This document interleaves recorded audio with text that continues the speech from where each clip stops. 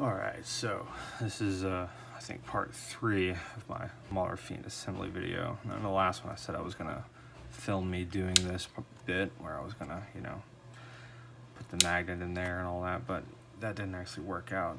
I actually ran into a few problems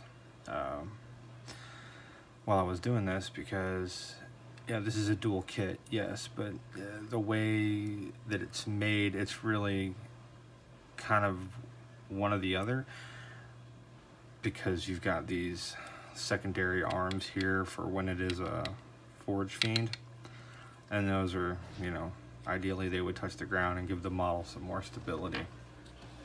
But going to the purpose of trying to make it, being able to use both, they're kind of problematic and they don't really serve anything in the game. So, I mean, I guess you could not have them if you want to put some other bit on there, but these are actually the opposite of the way they're supposed to be, because that was just, it just kind of looks like he's kicking his leg off to the side, like, hey, look at my business or something. I don't know. But that was one problem I ran into, and the other problem I ran into when I was assembling it, as I was trying to, put the feet, attach the feet to the legs and the base and make it all work. It really didn't. It's really kind of a bust at this point. But I mean, I'm not really uber into like, super awesome, great looking stuff. It just, this is a game piece for me, so I'm not too worried about it.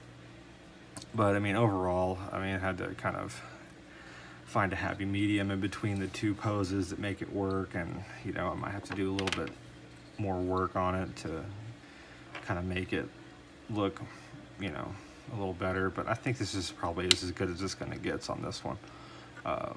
There's a lot of magnets. I used a lot of magnets on this guy. I've got 2, 4, 6, 8, and then I've got corresponding weapon arms, if you want to call them that, or appendages. Each one of them has one. It's just so many magnets I went through on this. Is really probably the most extensive and difficult magnetization job I ever did. So you might want to think twice, but I mean, it was worth it. I mean, I'm happy with it. I mean, I can still do both options relatively easily. I mean, aesthetically it may not be 100%, but it's there, and I can have a Forgefiend or a Maulerfiend. When I eventually get around to playing.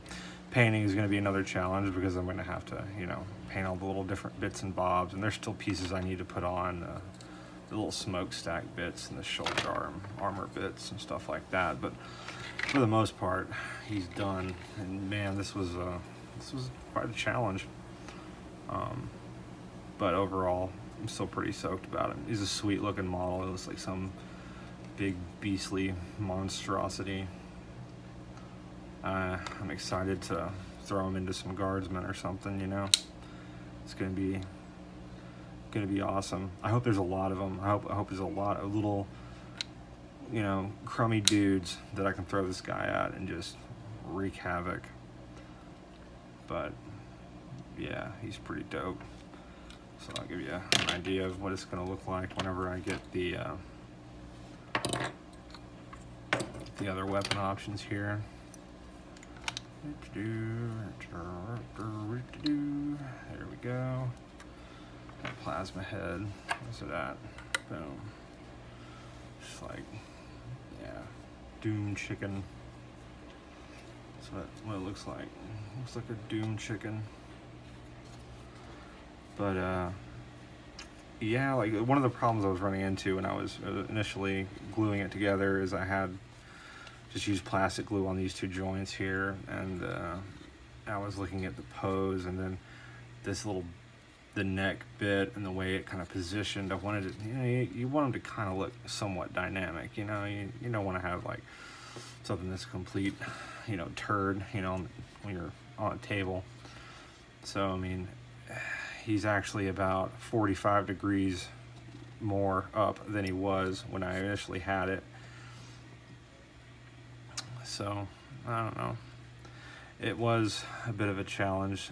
The head wasn't so much, it was just kind of positioning. If you can see the magnet, it's not exactly center, it's kind of offset, and that was to give it kind of a,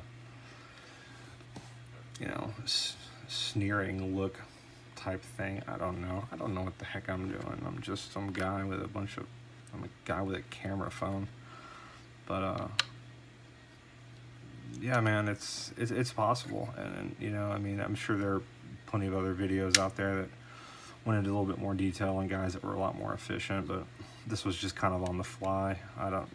You know, I'm not trying to make some grand spectacular presentation here. I mean, but as far as the magnets I used, I mean, I couldn't even honestly tell you. I can't honestly tell you the size of these, because half of these I had, some of these larger ones, seated in the body. I got those off of a job lot I purchased years ago off of a guy who had a bunch of these magnets and like bases for like squigs on a metal like movement tray or something, and that's where those came from. So I don't even know what size they are to begin with, but I had enough of them to make this work, so you know, whatever. But anyway, like, yeah, again, in retrospect, what a pain in the butt, but I guess overall it's worth it. So I'm gonna finish this guy up, and I think I'm gonna start doing some painting tutorials. I mean, I've been hobbying for at least 10 years at this point, and you know, everybody goes through. You see, you see these people, and you know, get into the hobby like, oh, I gotta have like the best like looking miniature ever, you know, and it's just like. You know, eventually you get tired of it. You get tired of you know, chasing the dragon of that, you know, top tier like paint job, and it's really annoying. So here lately, I've been kind of leaning toward you know quick and dirty, easy paint jobs. Like I got this cultist here I did, and he's just like literally like 3 colors and a wash. You know, it's kind of, you know, what I'm getting at here lately. And as of right now, I'm working on, you know, this Black Legion army I'm doing, and you know, this is one of my, you know, Black Legionnaires, I guess. And again, same thing, just very basic paint job, you know, and a wash, and you know, it works. But anyway, I've rambled on enough. But hope you guys found this informative, and I will see you around.